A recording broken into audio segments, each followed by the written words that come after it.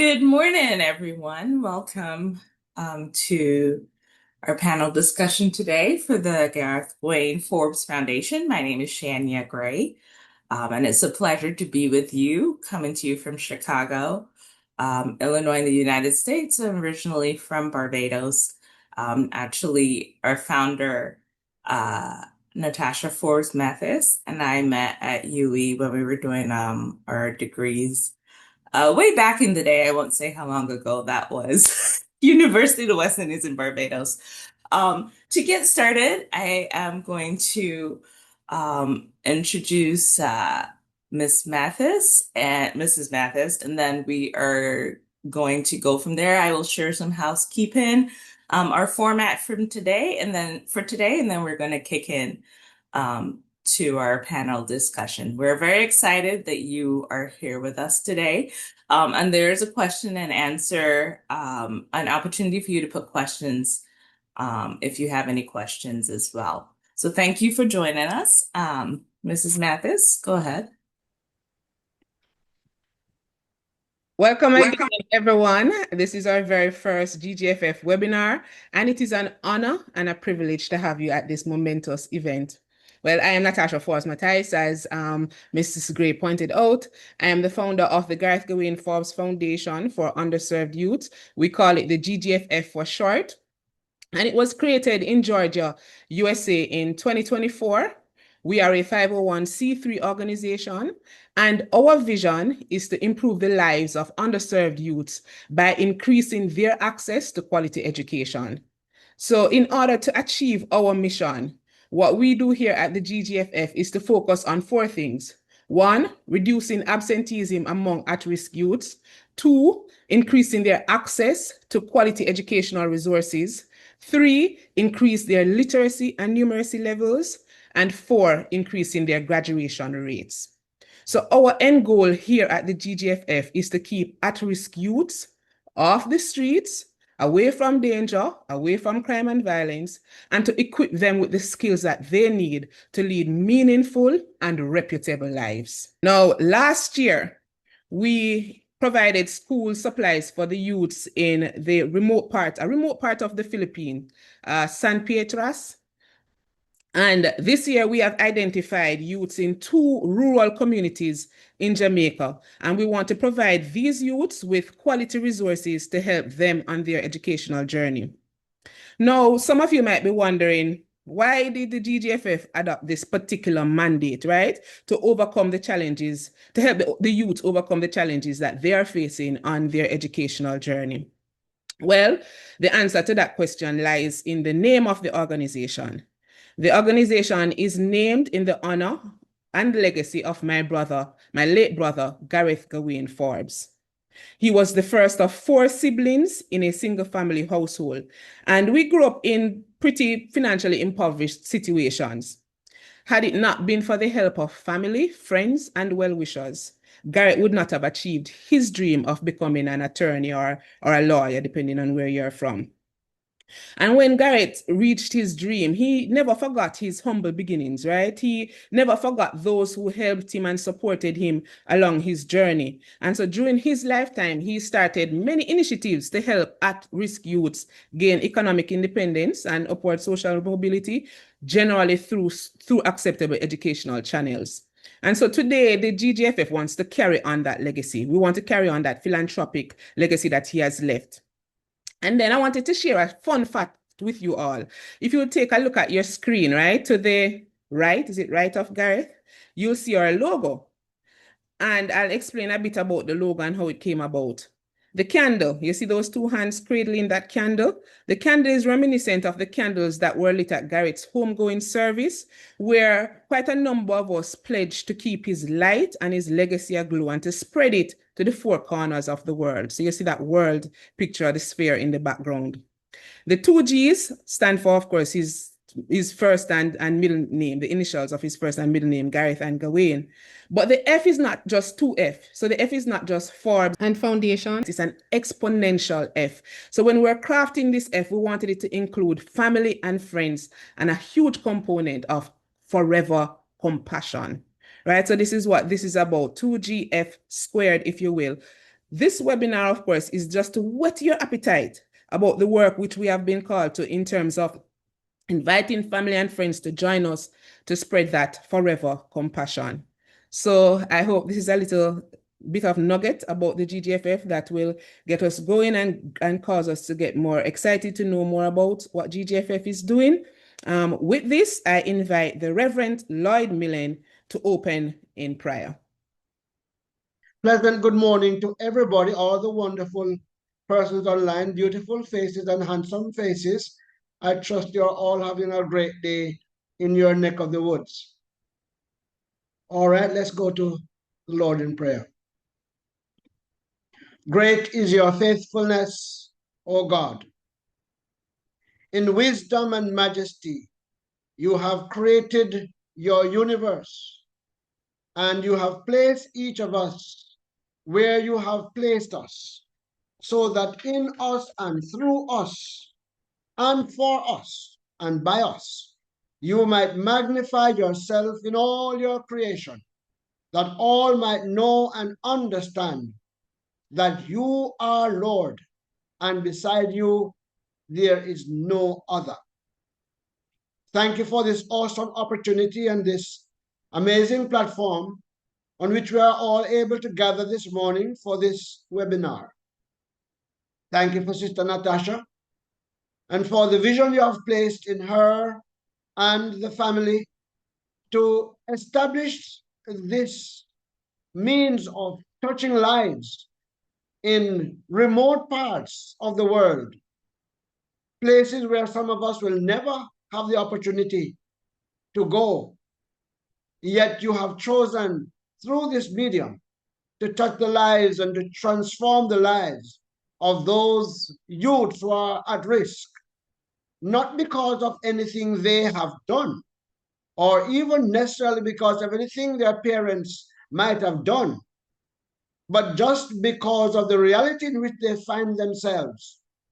Lord, help us to understand that our circumstances of life does not have to define us.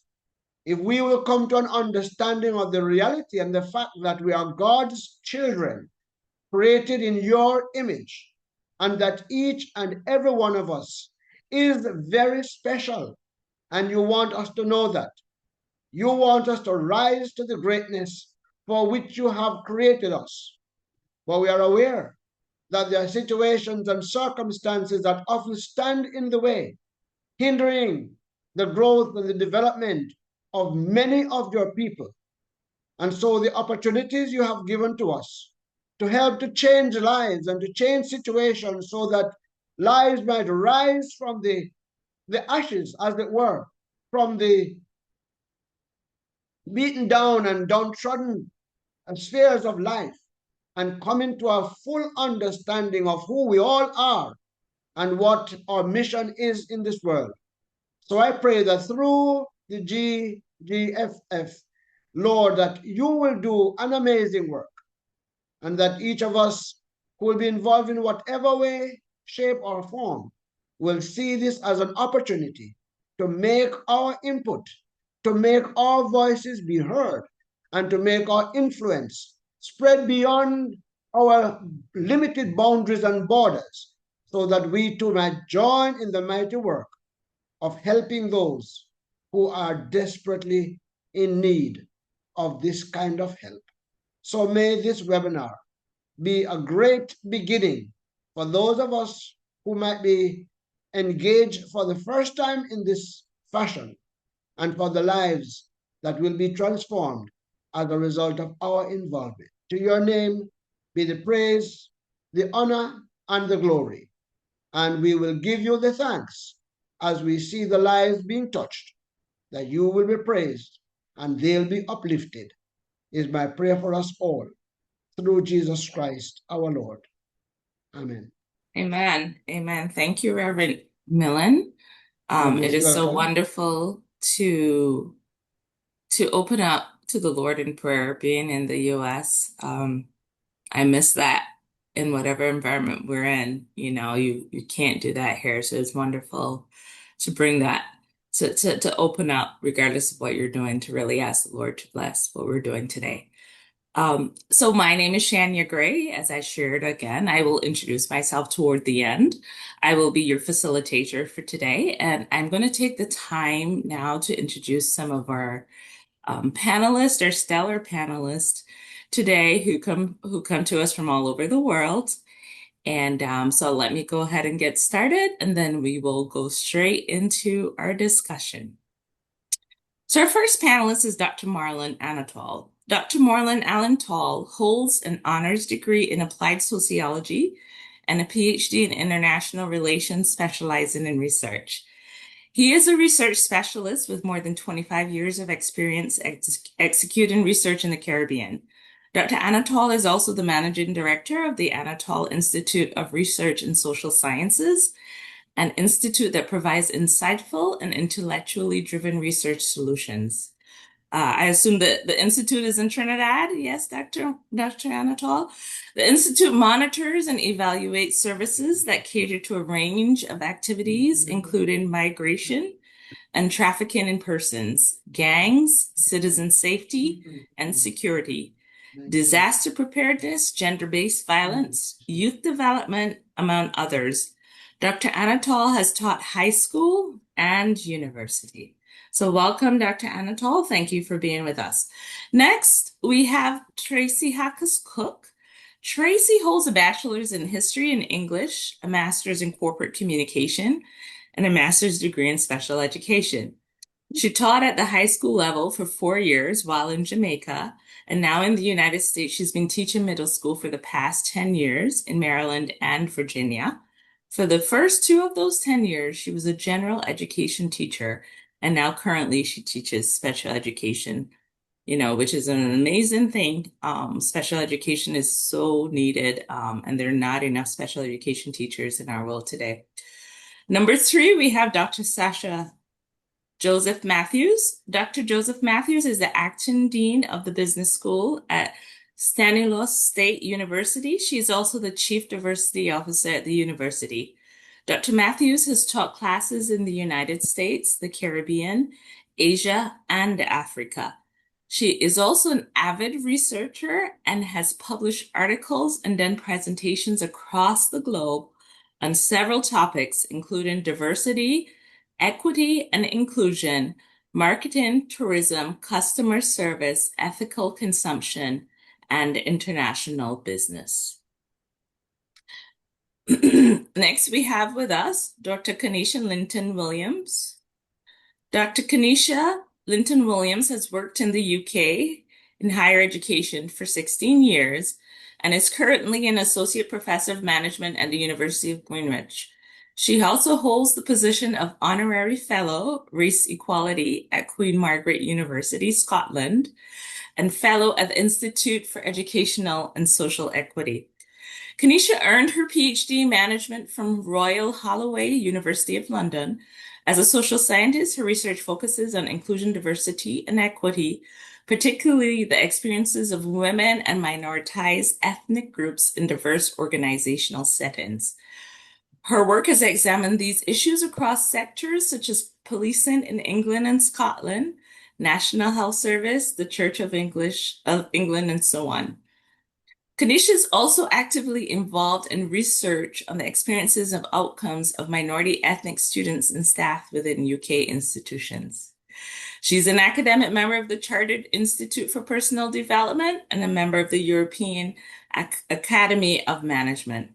And Dr. Kanisha, her resume goes on and on with the amazing experience she has. So we are thankful that she could be here today. Thank you, Dr. Kanisha. Next, we have Dr. Nicole Phillips. Dr. Reverend Nicole Phillips is associate faculty in the Department of Sociology at Emory College of Arts and Sciences and a senior faculty fellow at the Emory Center for Ethics. A sociologist of religion and public theologian, she teaches courses in community and congregational studies. Her research interests lie at the intersection of religion and American public life, with a focus on community and congregational studies, where she investigates the moral commitments and vision of community and congregational members. Her scholarship treats religion, critical race, gender, and cultural memory studies. She's also developing new research interests in the sociology of science and religion. Next, we have Keisha Reed. Keisha Reed is a trained primary educator. She holds a bachelor's degree in primary education and a master's of science degree in education.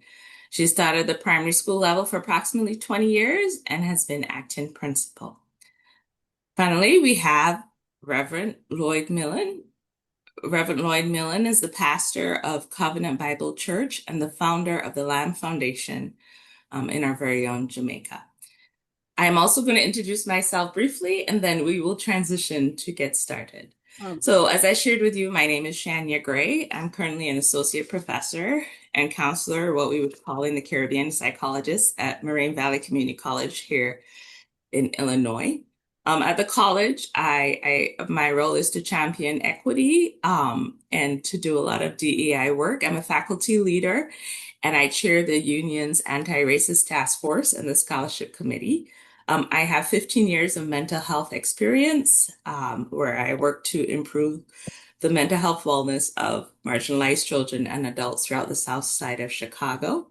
I am currently pursuing a PhD in community psychology with an emphasis in focusing on equity and mental health of youth and our young people. As I shared with you, I first met Natasha at University of the West Indies in Cape Hill, Barbados, where I earned my Bachelor's of Arts in Psychology with first class honors, and then I completed my Master's of Arts at Wheaton College with the integration of faith and psychology here in Illinois. So that's just a little bit about me as I engage with these wonderful panelists today. Thank you all for joining us again. Just a little bit of housekeeping as you're here with us. If you have any questions, there's a question and answer session so that Natasha will be monitoring. So ensure that you just feel free to ask any questions if you want to write them down as well. We'll give you those opportunities. We will try to answer as many of your questions. We would love to hear where you're from. Also, while we were going over everything, I see one of our other panelists here joined, and our panelist is Marian Millen. Marian holds an education degree and has taught at the elementary level for over 30 years. She also teaches the youth at her church and is an advocate and confidant for the youth in her community. She's taught both in public and private schools and has witnessed firsthand the disparities between the haves and the has-nots. So welcome, Marian.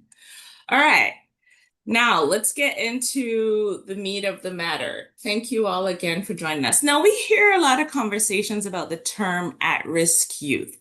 Whether we're in the United States, we're in Jamaica, Trinidad, wherever we are, we hear this conversation and we know, and even in Barbados every day, we're hearing more and more shootings, more and more crime taking place. We talk about these young people, these youth. And unfortunately, we tend to talk about them from a very degrading perspective. You know, we talk a lot about what is wrong with these youth, what's going on with these youth. And so I really want to take some time to unpack that right now. So to my panelists, and everyone doesn't have to answer all the questions, but if you want to jump in, just go ahead, introduce yourself briefly so everybody knows, remembers your name. And then tell us when you hear at-risk youth, what does it connote for you? What do you think of? How would you define that term, at-risk youth? All right. Well, if nobody will take it, I will start off. Marlon Anatole, and what was missing from my bio is I actually teach at the high school level. I've taught in Jamaica, Trinidad, Guyana, Suriname, Aruba, blah, blah, blah. So what that means is when I look at it overview and I say, okay, somebody says at risk, my thing is always to deconstruct. What does at risk mean? Does it mean that they're in challenging socioeconomic situations? Does it mean that they have less access to resources than we do? Does it mean that they lack education or options or opportunities? So therefore, for me, when you say at risk, in different situations, it means different things. Sometimes it can be physical, sometimes when we work in what we call barrios, ghettos, etc., their risks are completely different to other kids who are in challenging situations, but their lives are not challenged daily, physically. So I would just start there. Once we talk about at risk, I think we need to really deconstruct what it means for the individuals, because the way we interpret them or the way we see them helps with the way they see themselves, which again influences the way they're able to interact with the community, with society, and against, to a large extent, limits their life chances if there's not an intervention at some point in time. Thank you.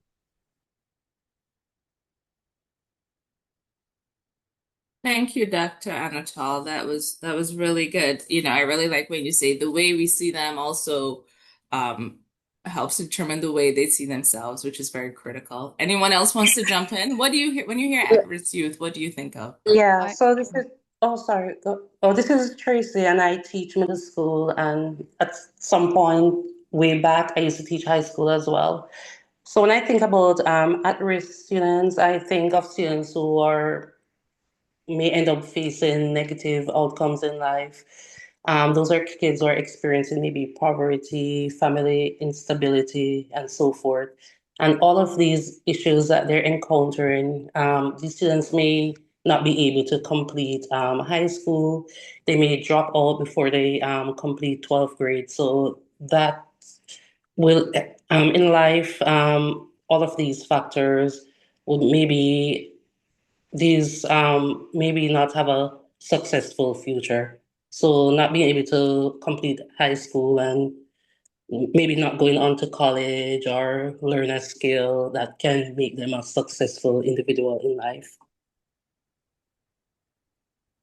And that's it. Thank you. Thank you. Anyone else want to jump in? And you can just oh yeah, jump in. Go I ahead. had my hand up, but I'll just jump in. Yeah, I'm sorry. I can't see everyone's hand. So go ahead and just jump in. That's Let's have fine. I you thought you guys. could see. It's okay. It's okay. I'll just jump in.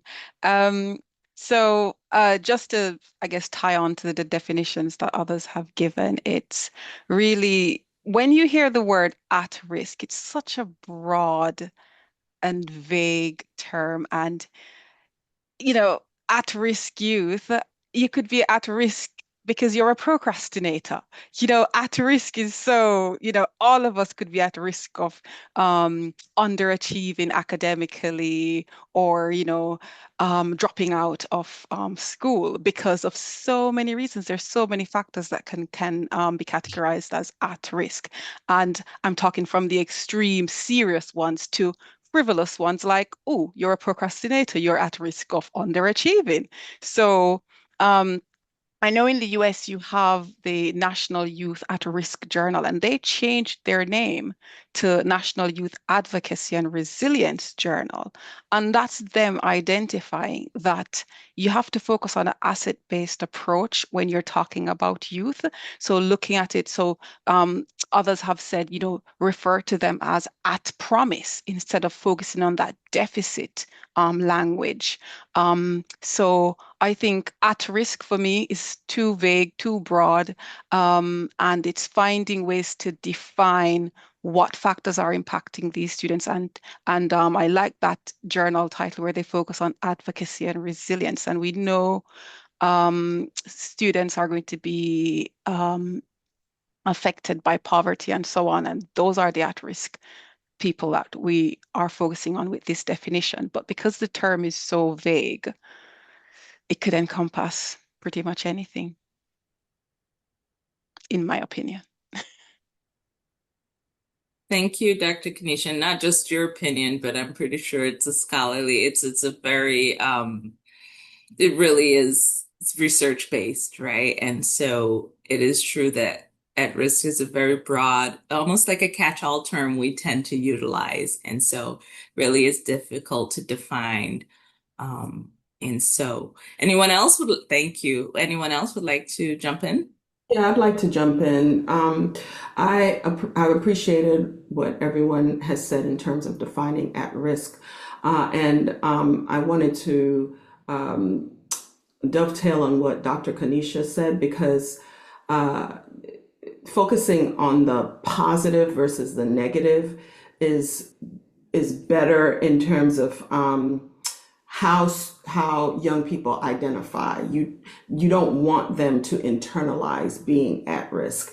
However, I do believe that it is important to use the term at risk because, especially in the States, using the term at risk also identifies where resources are going to go. Like we keep bringing up, and often at risk, we talk about at risk in terms of socioeconomic factors, which and family destabilization factors and community factors. But from a local, state, federal government perspective, identifying at risk is also about identifying where resources are going to be placed. And this is why we are so very concerned here about our recent congressional passing of the Big Beautiful Bill, which will essentially take 11 million individuals and families off of Medicaid, which for us, that's at risk, families that are at risk based on where they fall on the poverty level or poverty line. And people don't realize that if 11 million people lose Medicaid, that means that 11 million or more people are going to lose SNAP benefits, and SNAP benefits are food benefits. And so I agree that it is a all-encompassing term and it's hard to pinpoint the term, but in some respects, we must use the term with respect to identifying resources and also identifying new factors that will cause young people and families to be at risk. For instance, we foresee a heavy focus on food insecurity and food injustice here because of the at-risk population. Yes. Yeah. Good morning, everyone. Oh, I'm sorry. Go So ahead. go ahead, Marianne. You go ahead. Okay. Yes, I'm Marian Millian. I endorse what everyone has said. At risk, well, I'm from Jamaica. Right. In our Jamaican context, are those children who keep passing through the system, unable to read, and they just pass through from one level to the other, get to high school, and it continues. So I think that those children are seriously at risk, and sometimes we find them dropping out of school, sometimes they're being bullied, sometimes they're being ignored, they're being overlooked. And as someone says, sometimes too, they're being diagnosed or,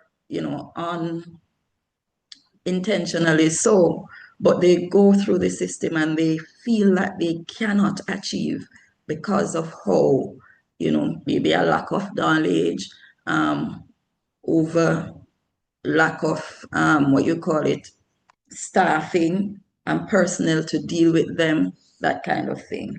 I just wanted to jump in again, Shayna, if I can. And it's based on what Dr. Phillips and Marian just said. And it's really unpacking the term in terms of the label that we put on a child by calling them at risk when it's not them, it's the system that is putting them at risk. So as they are going through the system, because of these barriers, because of these factors, they are put at risk as they progress through the system. And some end up underachieving, disengaging, dropping out completely because the system failed them. It's not, so it's like labeling a child. They're walking around with guess, the scarlet letter on their forehead or something, at risk, when no, they're at promise. They have so much potential, but the system is the one that is at risk or putting them at risk. So and it's similar to when you're talking about the diversity, equity, and inclusion, and persons with disability don't like when people call them disabled people. And it's the same, because disabled people is very different to saying a person with a disability. So it's just terminology and how we interpret what's being said when we use certain labels. So yeah. Good morning, everyone. Sasha Joseph here.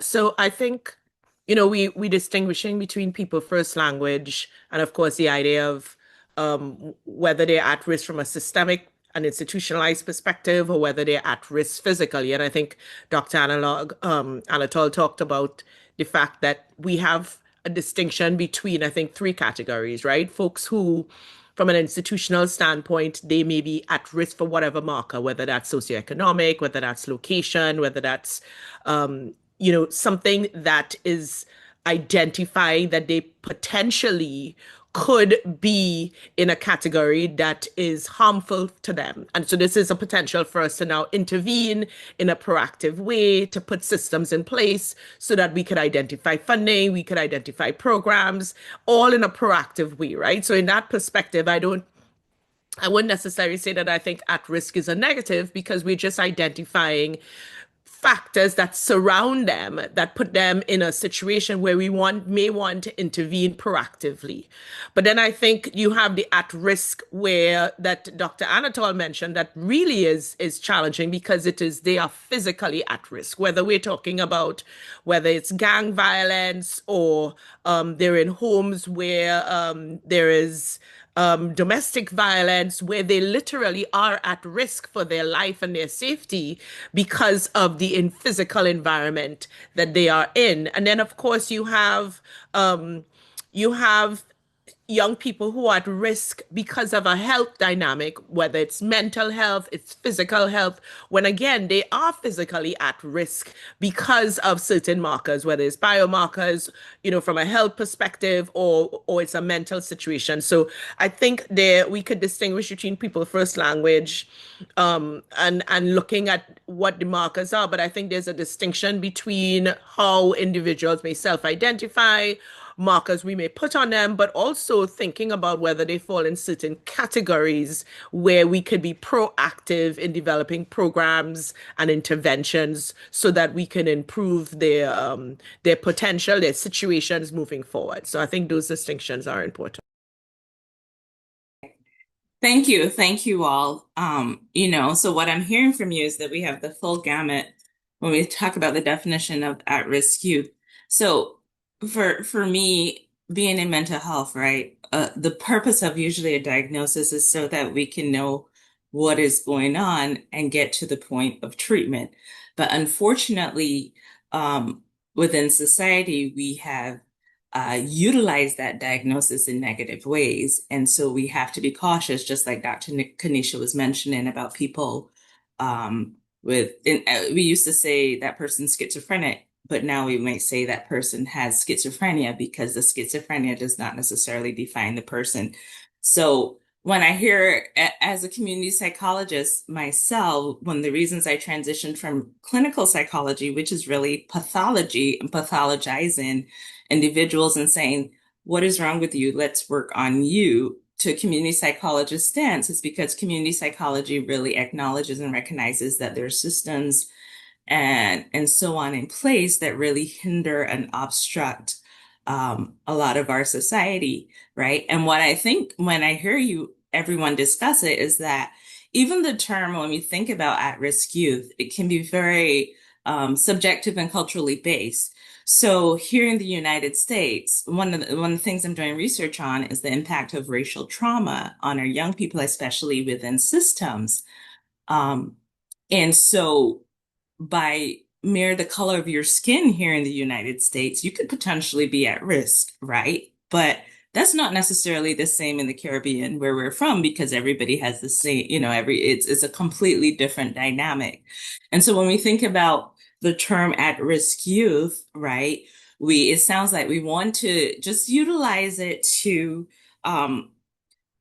as a means of a path so that we can understand the categories of the young people we're working with and their needs, and then how we can move towards solutions and helping and systemic change, right? And so that's just what I'm thinking of, even as I hear all of our experts talking today.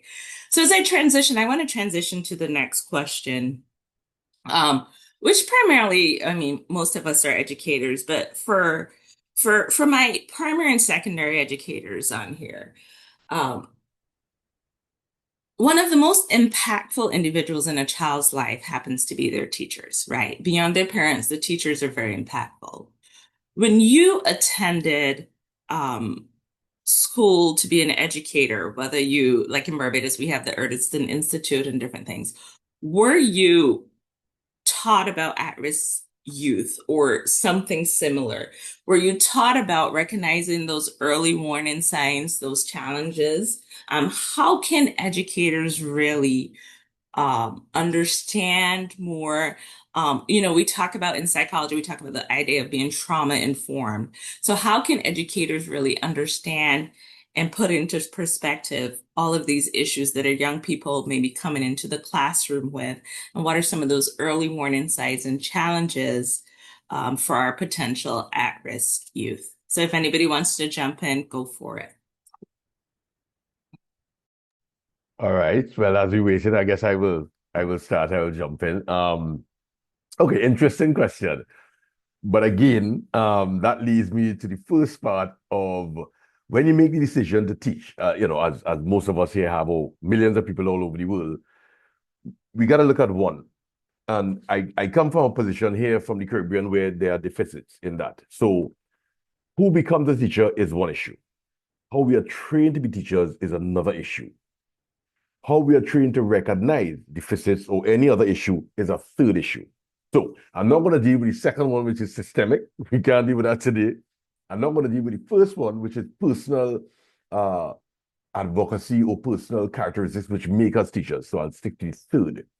The third is, in my experience, there is nothing out there that allows us to properly diagnose or to even see warning signs of such behaviors or such traumas or such troubles.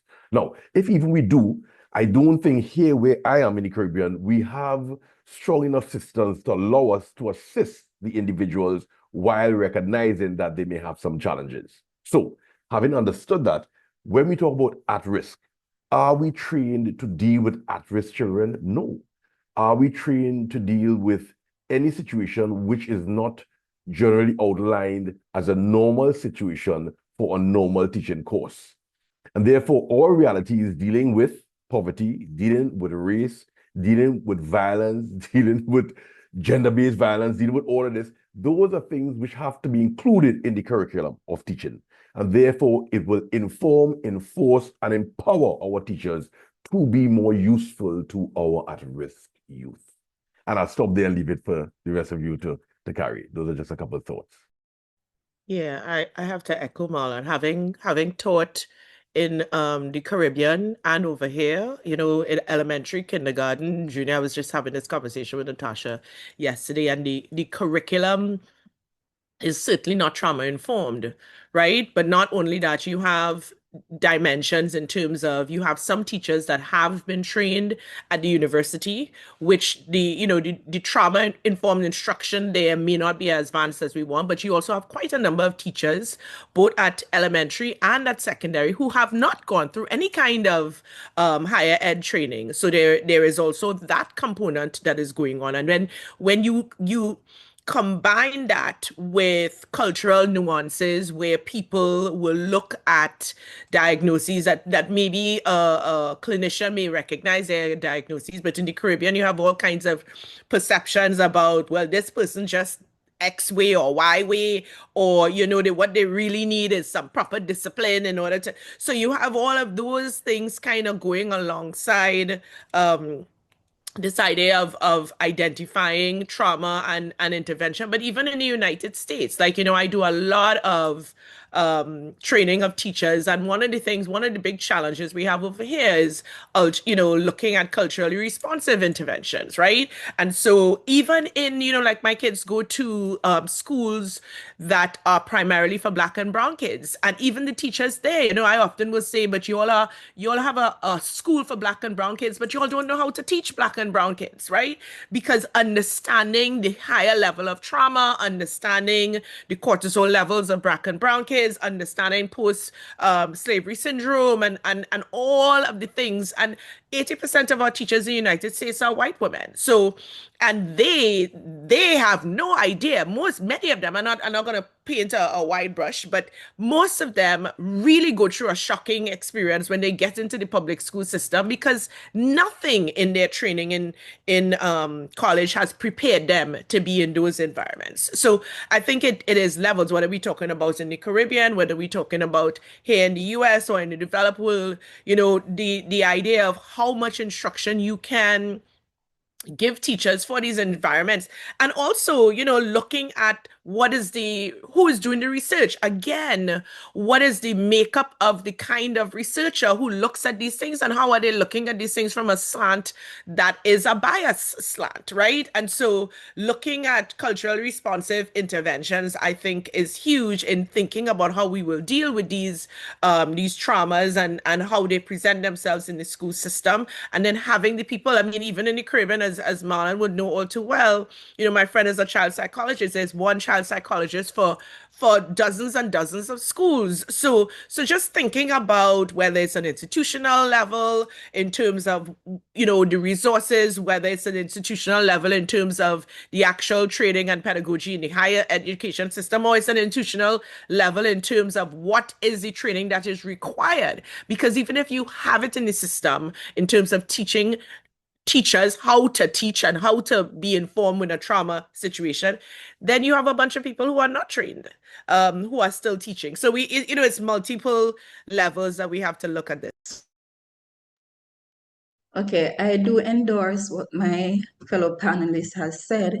I think also dealing with having to face the traumas, the issues, the behavioral issues, for example, that are there with these children who we are termed at risk. The level of training that needs to be happening, it needs to be ongoing, rather, that I should say. It should be ongoing training, because some of these issues that we face are not, we can't even predict what they will be. So the level of intervention that will be needed or is needed has to be ongoing for the teacher in the classroom. And of course, the professionals that are needed to deal with this issue. As my fellow panelist has said, we don't have many of those are lacking, and especially in the public school system, where there should be at least one child psychologist that is not there. So when the issues are, say, for example, you identify there is an issue, to get that diagnosis is another challenge, because you're talking about the finances, and that will have to be on the parents' path to get it done, and it is really an issue for them. So that is a challenge that we all face, especially in the Caribbean. And Shania, we had some comments. I don't know if you want me to open their mic so perhaps they can share quickly before you move on. Yes, please. Can you hear me? Yes, we can hear you. Okay, I'm from the UK, but Jamaican born. I'm sure you can recognize the accent. I've been inclusion for the last 5 years as head of inclusion of my secondary school. And one of the things we have just recently, even though we were first world country, exploring the idea of trauma Because even the UK, quite a lot of things that people put down as behavior would, when you unpick it, you realize that it's trauma. And what we find is that it's twofold. Some of the factors are extrinsic, which is the one that we can identify, like the systemic things that quite a few panelists raise. But the ones that is quite challenging sometimes for me, I think, are the intrinsic factors. Because in that case, students don't recognize it, staff don't recognize it, and quite often parents don't even recognize the trauma that kids are going through at home. And so that present challenges because even when you try to help, some parents don't want their child labeled or put in certain categories, and so that help is not in place. But then you have that manifesting itself in a myriad of different ways. So you have the behavior, you have the lack of engagement, you have so many different factors, but because you're so wide, then it's quite difficult to categorize and quite difficult to help. So my question to the panelists is, how do you unpick all of that to make sure you're addressing the primary issue and not the secondary things or the other things that come in play because that issue is not addressed? So how do you unpick it and where do you start to support these students? Does anyone want to jump in? If not, I do also have a few thoughts about this myself, and picking it. And part of it goes back to what Dr. Mullen said about even just the educational piece and the continual, I think it was it I can't, Sasha, was it you that said the continual need for training, right? So several years ago, I took a course about trauma-informed perspectives, even trauma-informed in the classroom. And even at being a counselor at a higher education level, recently I did a training about positive interactions in the classroom and recognizing that whether it's in the Caribbean or the United States or England or throughout the world, that there have been such misnomers and such continual misconceptions, even about our minoritized and our youth, that these misconceptions have led to the labeling and then the ostracizing of these young people. So, for example, one of the things when I did the training was I looked at, okay, what does trauma look like? Because if you know, when you are, when for all of us, we get into that when we're scared, when we're frightened, any of those things happen, we get into our fight, flight, or freeze mode when the adrenaline kicks in. And so what some people don't realize is that a lot of the behavior that we might label as acting out, that just being misbehaved, is trauma manifesting. So for example, one of the things we looked at was what flight looks like in the classroom. So if somebody feels unsafe or they're coming from an environment, let's say, so oftentimes here within Chicagoland, like I remember working with a young lady, her brother had gotten killed on her doorstep, right? And could you imagine how she would function in the classroom? And some of these young people, their friends have been murdered or, it's been unsafe. So what does flight look like in the classroom? For example, flight could be they withdraw, they skip class, they sleep, they avoid others, right? And fight could be they act out. They behave aggressively. They might act silly, but we're interpreting these behaviors as negative, as just that they are intentionally doing it. We're not necessarily thinking about one of the things I learned with trauma informed, instead of saying what's wrong with you, that we should say what happened to you. And for me, that is one of the shaping frameworks I utilize when I'm thinking about that. So instead of saying, okay, what's wrong with you that you're behaving this way? What's wrong with you that you're being hyperactive, that you're arguing? Let's unpack that and say what's happened to you. Not that as an educator, you have to be a psychologist because you're not trained in that way, but just having continuing education around these factors can really shape and inform the practices in the classroom, right? So finally with freeze might be a student refusing to answer, right? You're like, the student doesn't participate, or they're unable to move or act, or they they're exhibiting numbness. And so these are frameworks that we have to understand if we are going to successfully work with our youth, because essentially the research for trauma And so I think about 4 out of 5 of us have experienced some kind of trauma in our life. And I can guarantee you that almost 100% of the youth we label at-risk youth have experienced trauma in their lives. And so, Vivek, to go to your question, this is the primary premise we have to work from, as opposed to the symptoms or the behavior we see manifested. A lot of times that behavior is symbolic of deeper symptoms that exist, but all we see is on the surface behavior. And that's what we're trying to address. And we haven't taken the time to see what's really underneath that behavior. So Shania, as we promised, thank you so much. We promised 2 more people. Very short comments from Pathelia Richards and Bobette Barrett. So I'm going to open your mic, Pathelia. You'll be able to speak very briefly on the topic, then Bobette, and then turn it back over to the panelists. Hello, good morning, everyone. So I wanted to just add the factor that now you have been trained as a teacher, you've been placed in the classroom. Every single school has a different culture, whether it's whatever contributes to it. And Say a little bit more about that, Pathelia. Give me an example, if you wouldn't mind. So Mrs. Millen and I taught in Jamaica what we call an uptown school. It means a school that is above the middle class. The parents are earning a certain income and they're able to afford a private school education for the children. And you have children who and then on the weekends, I spend time with children from the inner city community. So their resources are less. And the culture of every single school is different, how the teachers operate and how the teachers operate in the community. There are communities in Jamaica where you are paid extra because it's more violent. And so having been taught in the education system what to do as a teacher, now you're in the classroom practicing the extra factors that contribute to your effectiveness in the classroom to reduce the children getting at risk.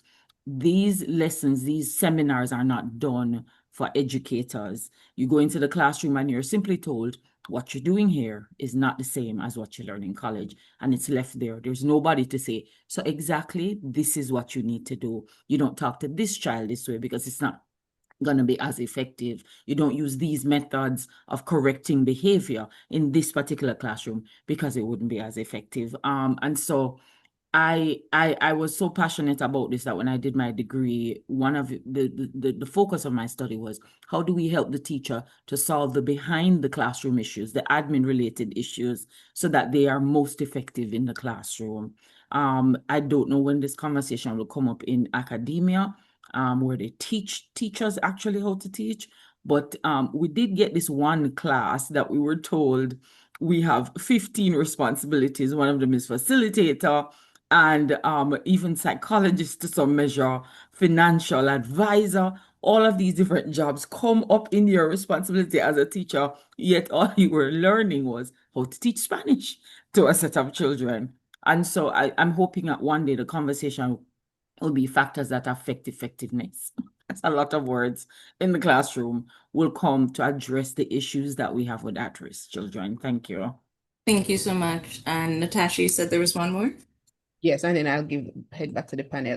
Bobette Barrett, you wanted to share on the topic before we move on?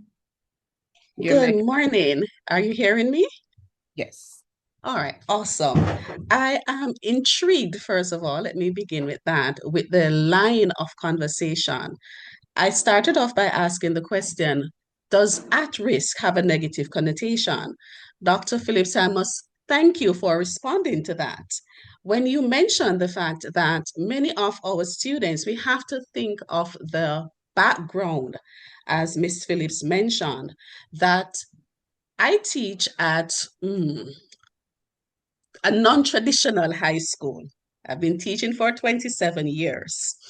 And when Dr. Anathal, I think I'm pronouncing your name correctly, mentioned that when I went to Teachers College in the 90s, up to this point, we do not have courses. We are not engaged as to how it is that we should teach anything other than the given curriculum. And so when we have to identify these at-risk students, we really and truly, we're not even sure if we are doing what needs to be done because we really are not guided per se as to how to identify these students.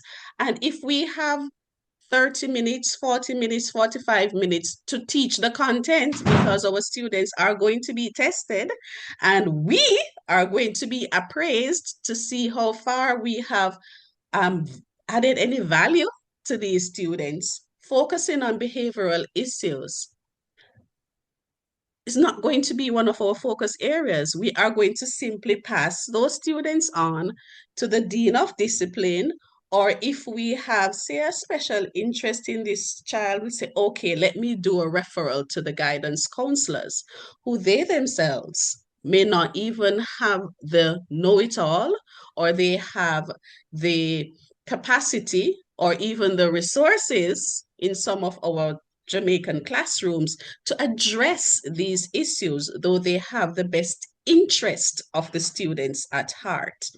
And so I must say, though, that the Jamaica Teaching Council has sought to say, okay, educators, please engage, enroll in these courses that are done.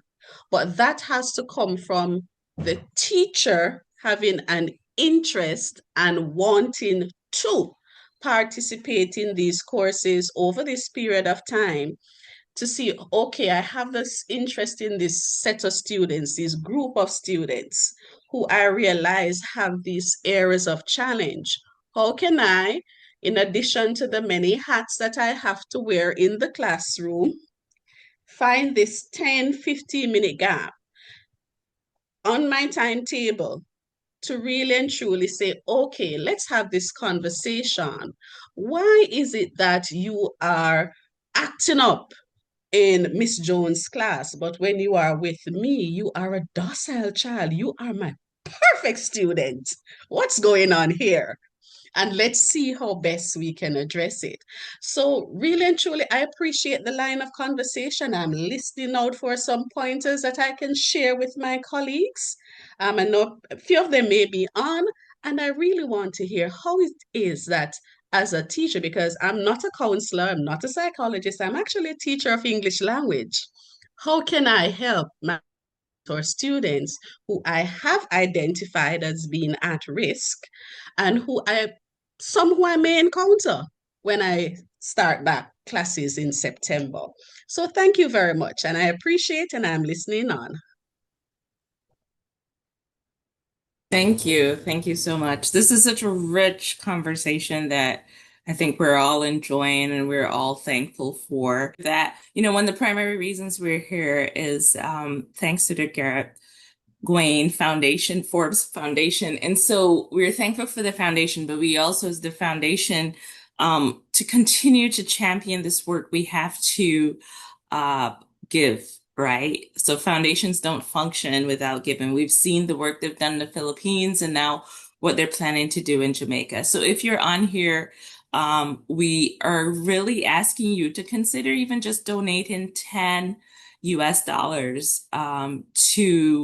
to the foundation. $10 can actually go a really long way. You see here all the options to give: Zeffy, PayPal, Venmo, Zelle, however you want to give. The Gareth Gawain Forbes Foundation for Underserved Youth. This was Gareth's passion, and so his family has chosen to continue this on to really impact and make a difference, not only in Jamaica, but globally.